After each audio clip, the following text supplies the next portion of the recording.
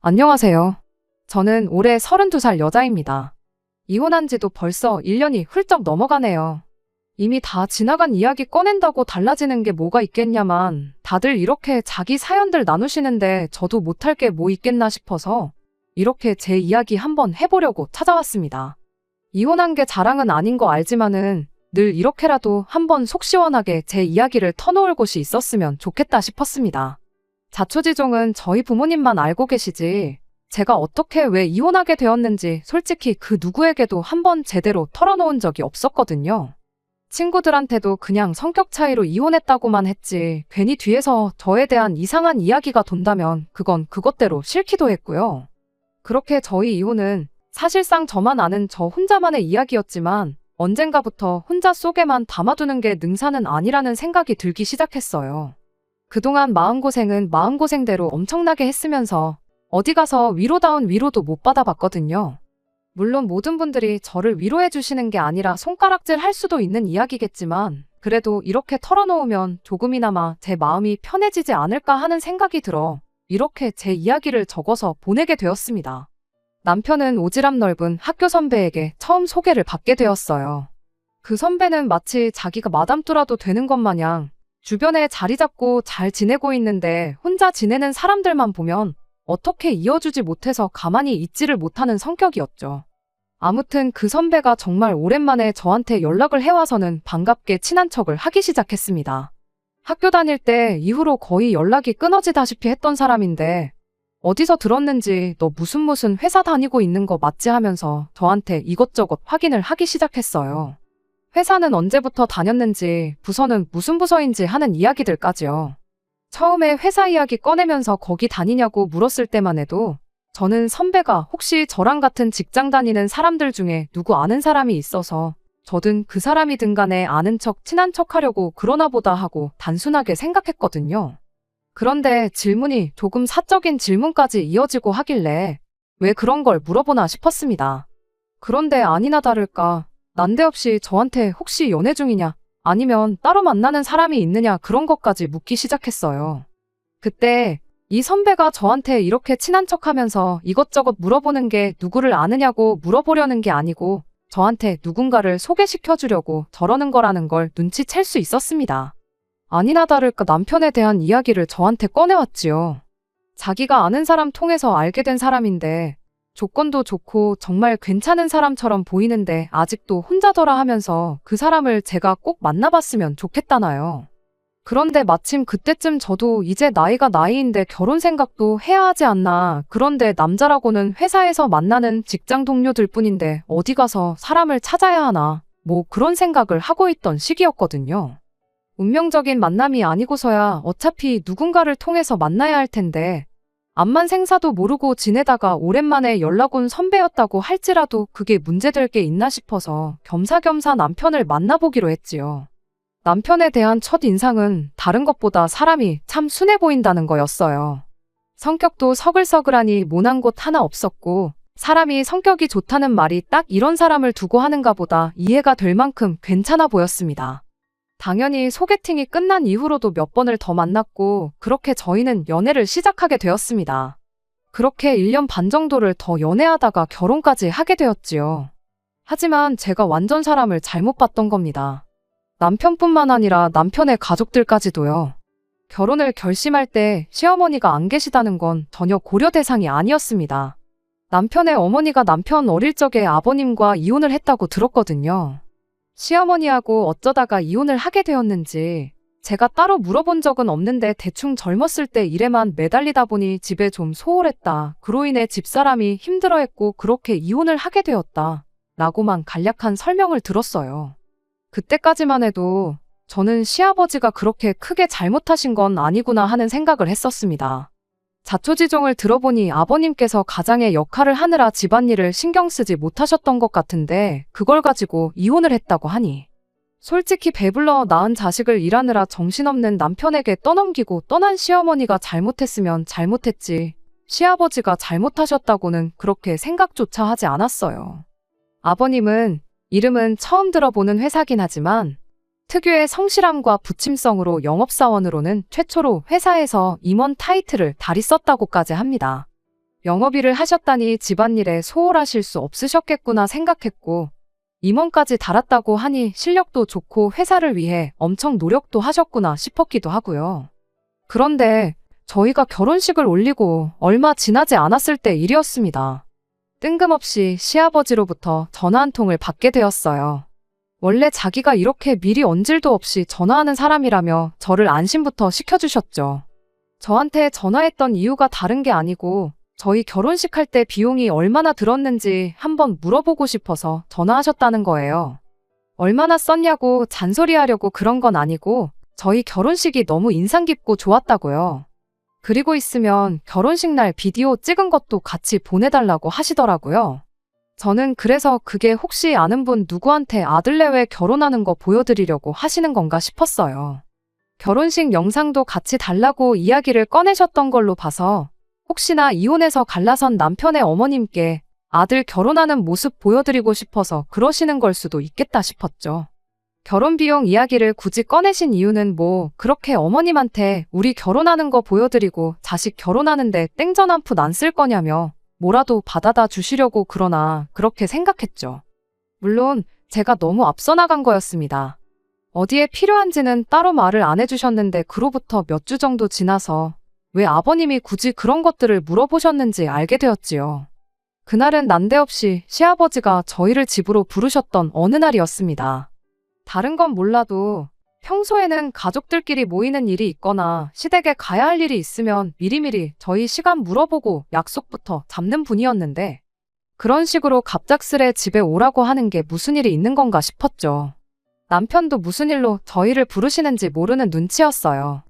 무슨 급한 일이라도 있는 건가 깜짝 놀라서 부랴부랴 시댁으로 찾아갔는데 그때 정말 생각지도 못한 상황을 맞닥뜨리게 되었습니다. 시아버지 옆에는 웬 처음 보는 여자분이 나란히 앉아 계셨어요. 어딘가 조금 낯이 익은 것 같아 기억을 되짚어보니 저희 결혼식 때도 오셨던 분이었습니다. 식 끝나고 식사할 때도 두 분이 가깝게 앉아서 밥을 먹고 계셨는데 주변에 같이 앉아 계시던 분들이 아버님이랑 같이 골프 치러 다니시는 분들이었던 걸로 보아 모임에서 친하게 지내는 분이라고 생각했거든요. 그런데 그 모임분들이 따로 계신 게 아니고 두 분이서만 떡하니 앉아 있었으니 직감적으로 두 분이 그냥 알고만 계시는 사이는 아니겠구나 하는 생각이 들었어요. 그리고 아니나 다를까 그제서야 아버님이 저희에게 그분에 대한 이야기를 먼저 꺼내오셨습니다. 거의 5년이 넘는 시간 동안 만나고 있는 사람이라고요. 지난 20년이 넘는 시간 동안 혼자서 남편을 키웠고 뒷바라지를 해주다 못해 이제 장가까지 보내지 않았냐시면서 너희들 결혼하는 모습 보고 나니 당신도 이제 언제까지 남자친구, 여자친구로 지내는 게 아니라 새 장가 들어서 살림 차리고 살고 싶다는 말을 꺼내오셨습니다.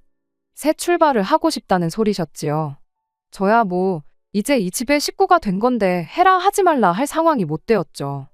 오히려 그간 아버님이 혼자 엄청 고생하셨다는 걸 어느 정도 인정하고 있던 저였다 보니 오히려 축하드릴 일이라고 생각했어요.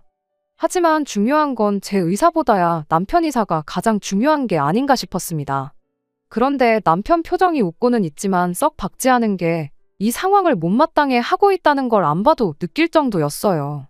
하지만 거의 반평생을 혼자서 지내온 아버지가 이제 새 장가를 가겠다는데 그걸 그 자리에서 반대하는 자식이 세상에 어디 있겠나요? 결국엔 아버님께 축하드린다고 말씀을 드렸죠. 그렇게 그날 두 분과 식사를 마치고 저희는 집에 돌아왔습니다. 남편은 겉으로 내색은 하지 않았지만 이 상황이 못마땅하다는 건 안 봐도 알 수 있었어요. 아버님이 그분과 결혼하시면 그분이 내 시어머니가 되는 거냐 하고 물었더니 남편이 시어머니는 무슨 아줌마라고 부를 수는 없으니 적당히 여사님이라고 부르면 되는 거 아니겠냐며 단호하게 제 말을 자르더라고요. 남편이 왜 그렇게 그분을 마음에 안 들어 하시는지는 대충만 봐도 이유를 알 수 있었어요. 어머님에 대한 그리움도 그리움이겠지만 아버님 연세가 그때 60대 중후반이셨는데 그분이 나이가 50대 초반이셨거든요. 아무리 같이 골프 치러 다니고 하면서 친분이 두터워졌다고 하더라도 그 나이에 결혼이 말이나 되냐면서 분명히 아버지 재산을 노리고 결혼하려고 그러는 거다 하면서 강한 적개심을 숨기지 않았죠. 그런 남편의 마음과는 다르게 두 분은 그날로부터 2달 정도 지나서 결혼식을 올렸습니다.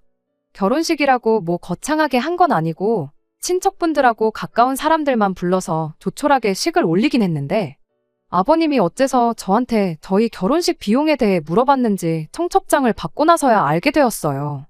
결혼식장이 저희가 결혼식을 올린 장소랑 똑같았거든요.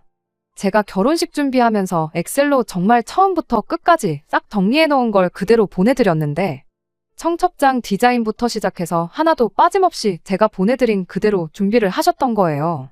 저희 부모님도 시아버지 세장가 가는 결혼식에 오셨는데 너네 결혼 안 돼서 결혼하실 줄은 상상도 못했다고 하시는데 참 이걸 나쁘다고 하긴 뭐하지만 기분이 썩 기쁘지는 않았습니다. 아무튼 그렇게 아버님은 새 살림을 차리게 되었어요. 그리고 두 분은 신혼여행이라고 가까운 동남아로 여행까지 떠나셨지요. 그리고 두 분이 신혼여행 다녀온 지 며칠 지나서 여사님이 저한테 따로 연락을 해왔습니다. 두 분이 신혼여행 다녀온 지가 벌써 일주일이 지나가는데 우리 며느님은 시댁에 언제쯤 올 생각이냐면서요. 아무리 없다가 생긴 시어머니라지만 며느리 할 도리는 하고 살아야지 않겠냐 하고 자기 할 말만 하고 전화를 끊어버리는데 이게 다 무슨 소리인가 싶었어요. 말로는 잘 지내보자고 하는데 나한테 며느리 도리를 바라는 건가 하는 찝찝한 기분이 들기 시작했죠. 그래도 괜히 제가 불편해하는 티를 내면 괜히 상황만 안 좋아지겠다 싶어서 남편한테는 따로 이야기를 하지 않았어요. 안 그래도 남편이 여사님을 탐탁치 않아 하는 걸 알고 있는데 살림 합치자마자 저한테 며느리 도리를 강요하며 시어머니 노릇을 하려 들었다는 말을 꺼내면 남편이 그냥은 넘어가지 않을 수도 있겠다 싶었거든요. 그리고 일단 이야기가 나왔으니 그 주 주말에 시댁에 다녀왔습니다. 그날은 별일은 없었어요. 뭐랄까, 여사님이 저한테 뭘 시키고는 싶어 하는데 남편이 말 한마디도 안 하고 가만히 있으니 조금 그 눈치를 보셨다고 해야 하나. 식사 마치고 나서도 설거지 이 많은 걸 언제 다 하냐 하면서 툭툭 던지는 말 한마디 한마디가 저보고 눈치껏 행동하라는 것처럼 보였는데 그런 말을 꺼낼 때면 슬쩍슬쩍 저희 남편 눈치를 보는 게 나름대로 어느 정도 선을 긋고 있는 것처럼 보였습니다. 그래서 저도 눈치껏 행동했어요. 여사님이 설거지하는 동안 제가 냉장고에서 과일이며 이것저것 꺼내서 후식을 준비했죠. 그렇게 나름 약삭빠르게 행동하고 있었는데 그로부터 한 두어 달쯤 지나서였나? 이건 좀 아니지 않나? 하는 생각을 하게 되는 일이 있었습니다. 하루는 시아버지한테서 연락이 왔어요. 지금 집사람이 니들 주려고 총각김치 담근 거 한 통 들고 가고 있다고요. 챙겨주시는 거야 감사한데 문제는 그때가 한낮이었거든요. 당연히 저랑 남편은 둘 다 회사에 있어야 할 시간이었으니 당연히 집은 비어있는 상황이었습니다. 아버님께 조금 늦게 오시지. 지금 집에 아무도 없는데 어쩌냐고. 김치 해주신 건 잘 먹겠다고 저희 집 현관 앞에 두고 가주시라 전해달라 슬쩍 물었는데 아버님이 그래도 들고 간 사람 성의가 있는데 집 비밀번호를 알려달라고 하시더라고요. 엄청 서운하다는 말투로 말을 하시는데 거기다 대고 비밀번호를 끝까지 안 알려드릴 수가 없었어요. 자식인 남편도 있는데 왜 굳이 이런 전화를 저한테 하시는지 참 원망스럽더라고요. 애초에 저희가 뻔히 회사에 있을 시간이라는 거 알고 찾아오신 게 이유가 있지 그냥 오신 건 아니겠구나 생각하고 있었는데 아니나 다를까 곧바로 비밀번호를 알려준 게 화근이 되었어요. 이튿날 아침에 여사님이 출근길에 저한테 전화를 해왔습니다. 전날 총각김치 두고 가면서 저희 집 냉장고를 보게 되었는데 아무리 젊은 사람 둘이 산다고 한들 어떻게 냉장고를 그렇게 텅텅 비워둘 수 있느냐며 한 소리를 하셨죠. 한국 사람은 밥심으로 일한다는 소리 못 들어봤냐고.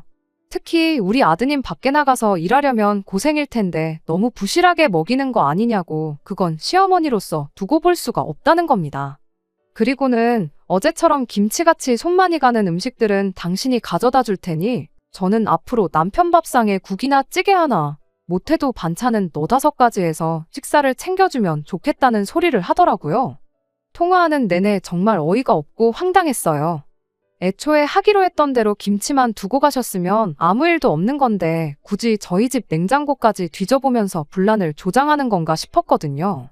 애초에 저랑 남편 두 사람 다 맞벌이하고 회사 일 끝마치고 집에 오면 7시 반이 넘어서 그냥 저녁도 밖에서 알아서 해결하고 들어옵니다. 결혼하고 한 번은 남편이 집밥 이야기를 꺼낸 적이 있었는데 그때 이미 남편과 식사 문제에 대해서는 이야기가 다 끝난 상황이기도 했어요. 남편한테 일 마치고 와서 집밥까지 해줄 능력은 안 되니 정밥이 먹고 싶으면 직접 해먹으라고 이야기가 되어 있던 상황이었죠.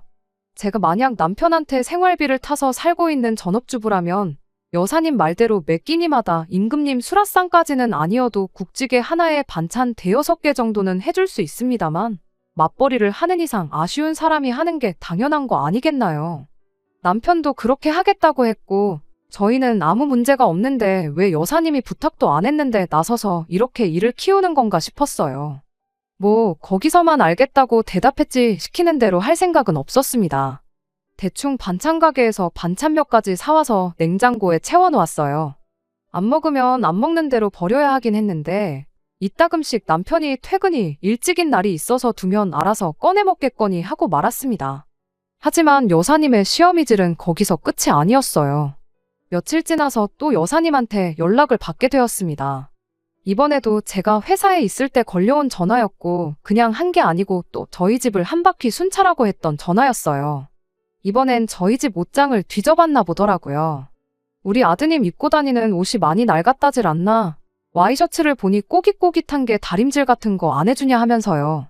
사회생활하는 남자가 밖에 나가서 꼴이 우스우면 대접 못 받는다고. 그리고 남편 옷차림새가 저러면 우리 며느님도 같이 싸잡혀서 욕먹는 거 모르냐는 소리를 하는 겁니다. 남편 옷도 똑바로 못 입히고 출근시킨다고 내줘도 똑바로 못 해주는 마누라라고요. 제가 뭐 현모양처 소리를 듣고 싶은 것도 아니었고 그날은 그냥 남편한테 옷도 좀 똑바로 다려입고 다녀라 하고 잔소리 좀 하고 말았습니다. 옷장에 있는 옷들 중 너무 오래돼서 포만 나는 옷들도 그 길로 싹 다 치워버리고 새 옷도 사줬죠. 가만 보면 제가 여사님이 시키거나 원하는 대로 반 정도는 해줬어요. 밥을 차려주거나 옷을 다려주거나 하는 주체가 제가 아니었을 뿐이었지. 비밀번호도 안 바꾸고 계속 여사님이 들락날락하게 냅두고 그렇게 한 데에는 다 이유가 있었습니다. 일단 남편이 여사님을 탐탁치 않아 한다는 게 가장 큰 이유였어요. 그냥도 저렇게 싫어하는데 이렇게 저희 없을 때 집에 들락날락거리면서 꼬투리 잡아 시어미질 하는 걸 남편이 알게 되면 무슨 일이 생겨도 생기겠거니 싶었거든요. 그렇게 거의 일주일에 한 번꼴로 여사님의 잔소리를 들으며 지냈습니다. 그런데 듣기 좋은 꽃노래도 한두 번이지 안 그래도 듣기 싫은 말을 일주일마다 듣게 되니 저도 점점 인내심이 바닥나기 시작했어요. 원하는 대로 하고 있는 척을 해줘도 그 다음 주가 되면 제 정성이 부족해 보인다느니 하는 소리로 꼬투리를 잡기가 일쑤였지요.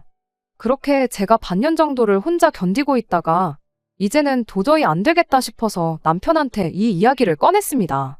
사실 그간 여사님이 매주마다 우리 집 비어있을 때 찾아와서는 살림하는 거 간섭하고 그걸 가지고 나한테 잔소리도 하고 아주 미치고 팔짝 뛰기 직전이라고. 너무 지치고 피곤하다고 하소연을 했죠. 별로 마음에도 들어하지 않는 사람이 우리 집에 몰래 들락거리며 저한테 잔소리까지 한다는데 저는 당연히 남편이 그 이야기를 듣고 불같이 화를 낼 줄 알았어요. 그런데 남편의 반응은 제 예상과는 정반대였습니다. 남편은 오히려 여사님이 너랑 친해지고 싶어서 그러는 거 아니겠냐며 그럴 게 아니고 이참에 먼저 연락해서 시어머니 대접도 해주고 애교도 부려보고 그러라는 거예요. 이게 무슨 상황인가 싶었죠. 남편이 여사님을 못마땅해 하는 줄 알았는데 갑자기 사람이 돌변했으니 말입니다. 그 꼴을 보니 내가 뭐리에 지난 반년을 참고 살아왔는지 싶었어요. 남편이 여사님을 탐탁치 않아 하는 건 사실이긴 했는데 남편은 시간이 지남에 따라 그 마음이 풀어지기 시작했던 거예요. 여사님 덕분에 아버님이 엄청 멀끔해지셨다고 얼굴에 생기도 돌고 요즘 좋아 보이신다고 하는 걸로 봐서는 남편 딴에는 어머니에 대한 그리움만큼 아버님에겐 감사한 마음이 가득했던 거죠. 처음에야 어머니의 빈자리를 차지하려 드는 여사님이 마음에 들지 않았지만 반대로 아버님이 전에 없이 잘 지내는 걸 보니 그 마음의 문을 활짝 열어버린 것 같아 보였습니다. 저는 그런 것도 모르고 괜히 집안에 분란이라도 생기진 않을까 혼자서 꾹꾹 눌러 참으며 그 스트레스를 견뎌왔던 거고요.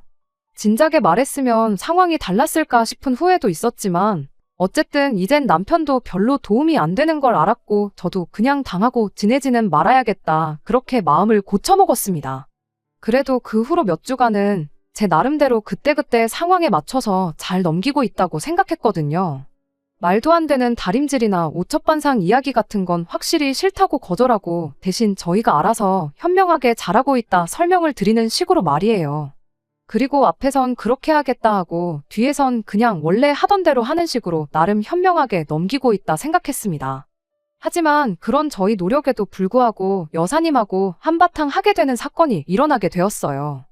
남편이 여사님 편으로 어느 정도 돌아서고 나서 반년이 채 지나지 않은 시점이었습니다. 시아버지가 저희를 불러서 재혼하겠다는 말을 꺼냈을 때와는 비교도 안 될 만큼 충격적인 일이 하나 터지게 되었어요. 바로 여사님이 아이를 갖게 되었다는 사실이었죠.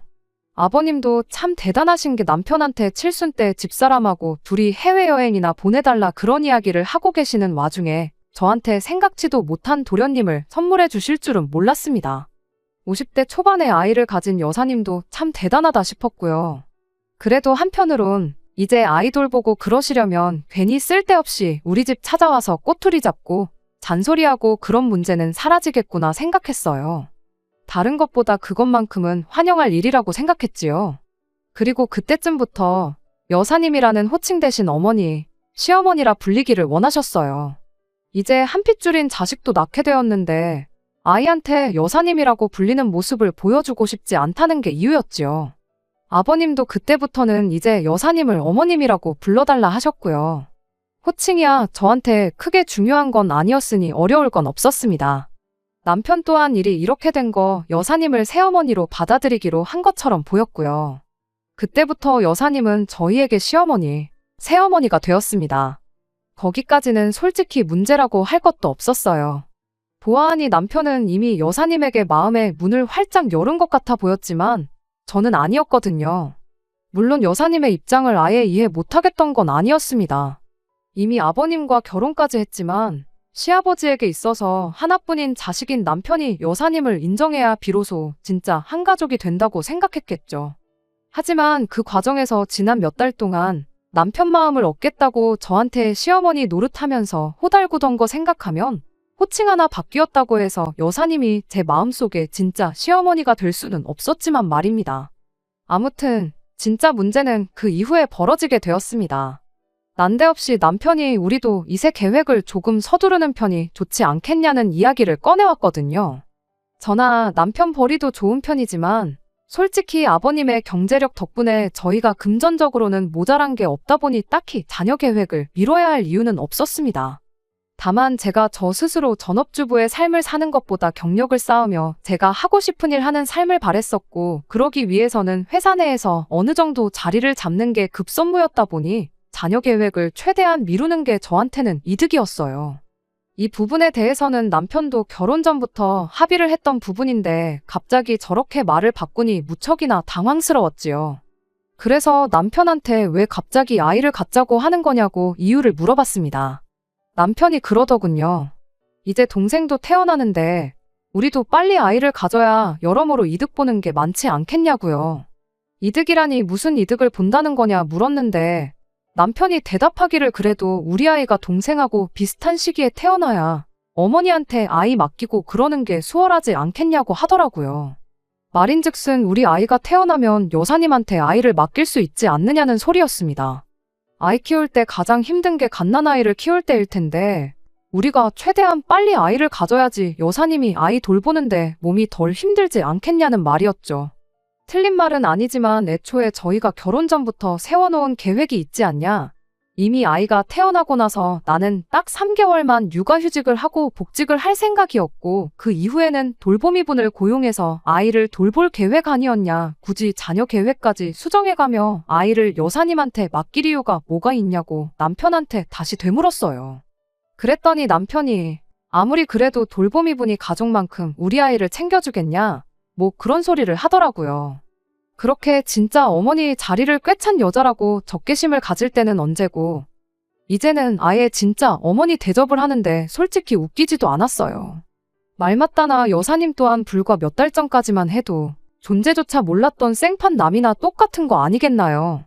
그리고 그냥 아이를 돌봐주신다면 모를까 당신 배불러서 낳은 아이가 있는데 굳이 우리 아이까지 2명의 아이를 동시에 케어하면서 똑같은 관심과 사랑을 줄 거라는 생각은 들지 않기도 했고요.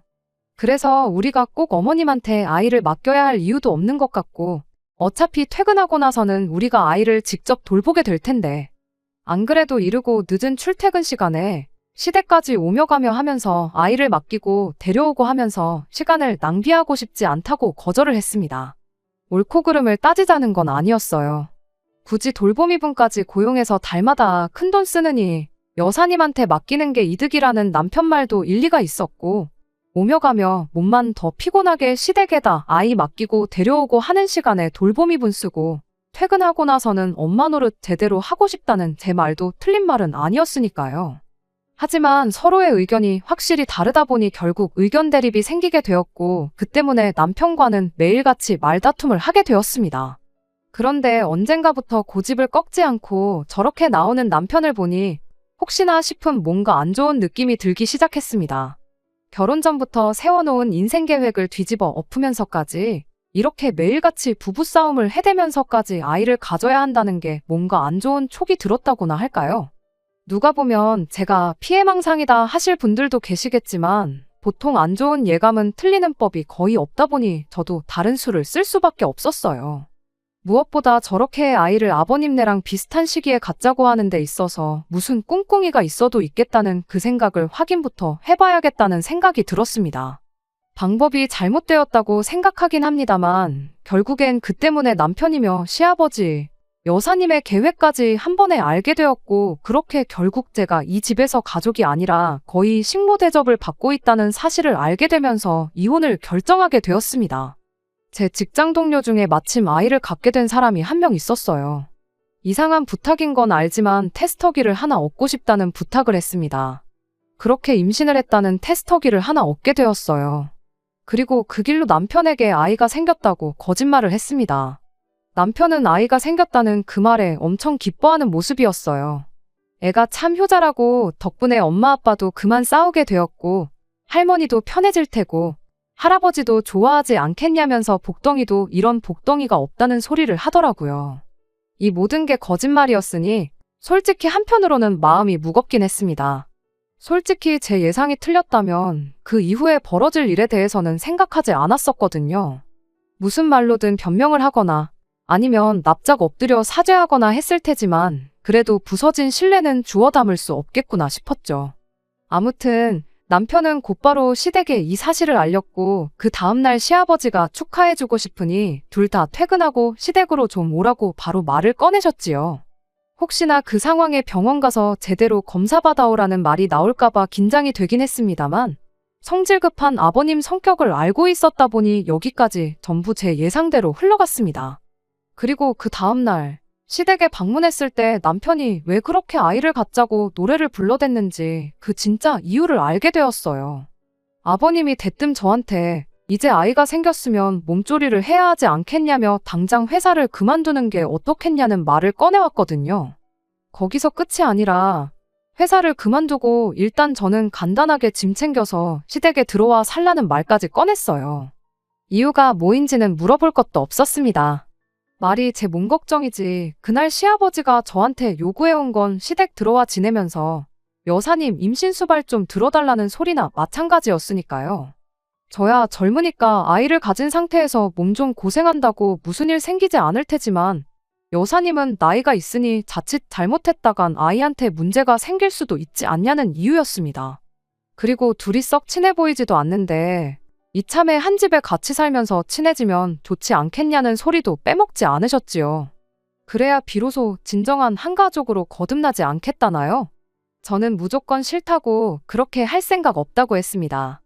그랬더니 이 상황을 지켜보던 여사님이 한다는 소리가 자기가 진짜 시어머니였어도 이렇게 나왔겠냐면서 너가 나를 시어머니가 아니라 첩쯤으로 생각하니 나를 우습게 알고 나한테 행동을 그렇게 하는 거 아니겠냐고 빈정거리기 시작했어요. 여사님 또한 그간 저희 집 들락거리면서 잡들이 할 때 제가 대충 대답만 하고 원하는 대로 따르질 않으니 거기에 저한테 불만이 있었던 것 같더라고요. 딱 봐도 이참에 저를 시댁에 합가시켜서 자기 임신수발 들게 하면서 서열 한번 제대로 잡아보려는 속셈이 뻔히 보였습니다. 안 봐도 뻔한 이야기겠지만 아마 아이 태어나면 저보고 직장까지 그만두라고 하는데 남편 말과는 반대로 태어날 아이는 물론이고 아버님과 여사님 사이에서 태어날 도련님이던 아가씨던 제가 돌보게 되겠다는 건 안 봐도 뻔한 일이었죠. 그래서 제 생각을 그대로 모두의 앞에서 이야기했어요. 그랬더니 시아버지가 한다는 소리가 시어머니 우습게 아는 며느리는 필요 없다고 한마디 하시더라고요.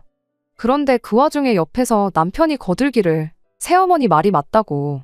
새어머니가 아니라 진짜 어머니였다면 네가 그렇게 나올 수나 있겠냐고 하는데 어이가 없어서 남편한테 당신은 지금 누구 편이냐고 한마디 물어봤어요. 그랬더니 남편이 저한테다 대고 피는 물보다 진한 법 아니겠냐고 당연히 아버지 편이고 아버지와 부부관계인 새어머니 편이라고 하는 겁니다. 그러고 또 한다는 소리가 저분이 진짜 어머니셨다면 어차피 며느리인 제가 이 집에서 서열이 제일 꼴찌나 마찬가지인데 그렇게 생각하면 기분 나쁠 것도 없지 않냐는 겁니다. 그때 더 길게 두고 볼 것도 없겠다 싶어서 아이 생긴 건 거짓말이라고 한마디 했어요. 자꾸 남편이 아이부터 갖자고 하는 게 초기 이상해서 다 제가 꾸민 일이라고 한마디 던지니 다들 아무 말도 잊지 못하고 있더라고요. 그리고 곧바로 남편한테 한마디 했죠. 진짜 어머님이 계셨다면 애초에 아이부터 생길 일이 없었을 텐데 내가 배가 불러서 직장까지 그만둬서 어머니 수발들라는 소리가 나오고 할 거나 있었겠냐고요. 이미 저희 임신 소식이 거짓이라는 걸 이야기했을 때 저는 이 집에서 상종도 못할 천하의 나쁜 X가 되어 있었습니다. 거짓말까지 해가며 시부모 떠보는 며느리는 이 집에 필요 없다길래 저도 지지 않고 한마디 했어요. 애초에 바라던 바였고 내 예상이 틀리지 않아서 오히려 다행이라고요. 이런 인간도 못 되는 집구석에 며느리 노릇하면서 식모살이 하기엔 내 인생이 너무 아깝다고. 저 같은 며느리는 이 집에 필요 없다고 하셨는데 빠른 시일 내로 이혼 서류 만들어 올 테니 도장이나 제때 찍어달라고 말하고 시댁을 뛰쳐나왔습니다. 이혼하는 게 두렵지는 않았어요.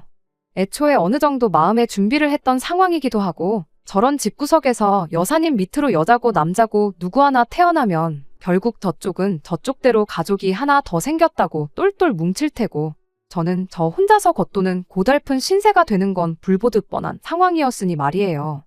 그날 그렇게 뛰쳐나왔는데도 지 가족들 편든다고 저를 붙잡으러 따라 나오지도 않았던 남편이 막상 제가 진짜 이혼 서류 만들어서 가지고 오니 그제서야 저를 붙잡기 시작하더라고요. 보아하니 여사님 쪽에서도 장가까지 보내서 이제 신경 안 써도 되는 줄 알았던 남편의 아들이 다시 남편 밑으로 들어오는 게 탐탁치 않은 상황이었나 봅니다. 아버님의 재력과 관심과 사랑은 당신 뱃속에 있는 아이가 독식을 해야 하는데 갑자기 혹이 생긴 기분이었을 테니까요. 남편도 혼자서는 지낼 용기가 없었던 건지 그제서야 제 편을 들면서 잘 지내보자고 싹싹 빌더라고요. 하지만 이미 이 사람의 밑바닥을 봐버린 저로서는 굳이 저한테 앞으로 잘하겠다는 이 사람 말 믿고 이혼을 철회할 이유가 하나도 없었어요. 왜 평생 없이 지냈던 어머니가 생겨서 좋았던 거 아니냐고. 나는 그 사람을 시어머니로 받아들일 생각도 없고 부려먹기 좋은 식모로 살 생각도 없으니 가족끼리 똘똘 뭉쳐서 잘 지내보라 한마디 하고 말았습니다. 그리고 그렇게 1년 정도의 진흙탕 싸움 끝에 결국에는 남편과 이혼을 할 수 있었습니다. 숙려 기간이 끝나고 나서 이혼 신고하려고 남편과 만나게 되었는데 남편 꼴이 말이 아니었어요. 그리고 어렵사리 저한테 지금이라도 이혼 취소하고 다시 시작해보면 안 되겠냐고 말 한마디를 꺼내더라고요. 왜 이제 와서 또 마음을 바꾸었냐고 물으니 태어난 동생이 사실 아버지 아이가 아니라는 충격적인 이야기를 전해왔어요. 남편은 저랑 이혼하기로 결정한 직후 다시 시댁에 들어가서 지내게 되었는데 태어난 여사님 아이가 여길 보나 저길 보나 아버님과는 닮은 구석이 하나도 없었답니다. 문제는 여사님하고도 닮은 구석이 하나도 없었다는 거였고요. 아버님은 별로 신경 쓰지 않는 눈치셨는데 막상 그 집에 들어가서 찬밥 신세가 된 남편이 그래도 혹시 모르니 확인은 해봐야겠다 싶어서 아버님하고 여사님 몰래 친자검사를 의뢰해봤다나 봐요. 그런데 그때 태어난 아이가 아버님과 여사님 사이에서 태어난 아이가 아니라는 사실을 알게 되었던 거고요. 아직 아버님께는 말씀드리지 않은 상황이라는데 저만 괜찮다면 우리 둘이 다시 합치고 그 악독한 여자를 집에서 쫓아내겠다는 소리를 하더라고요. 아버님한테 물려받을 재산을 생각해보면 결코 손해보는 게 아니지 않냐며 다시 예전처럼 잘 지내보자는데 남편한테 내가 직장이 없냐, 돈이 없냐, 뭐가 아쉬워서 그딴 집구석에 내 발로 다시 기어 들어가겠느냐고 한마디 해줬어요. 친자 확인 결과로 그 여자를 집에서 몰아내던 아버님 행복을 위해 눈 감고 모르는 척 살던 네 알아서 하라고 나는 무슨 일이 있어도 이 이혼을 철회할 생각 없다고요. 그렇게 그 길로 이혼 신고 마치고 남편은 물론이고 그 말도 안 되는 집구석과도 영영 이별을 하게 되었습니다. 남편은 끝내 친자 검사한 걸 자기 가슴속에 묻어두기로 결정한 것 같아 보이더라고요. 그 와중에도 아버님의 행복을 생각해서 내린 결정 같은데 과연 그 결정이 나중에 유산 물려받을 때가 돼서도 유효한지는 그때 돼봐야 알 일이겠네요. 물론 저는 앞으로 더 이상 그 집구석일에 신경 쓸 생각 없으니 남편이 내린 그 결정에 후회를 하게 될지 말지는 그때 가봐야 알 일이지만 말입니다. 끝까지 들어주셔서 감사합니다. 오늘의 사연은 여기까지입니다. 구독과 좋아요, 알람 설정 부탁드리고 더 좋은 사연으로 다시 찾아뵙겠습니다. 감사합니다.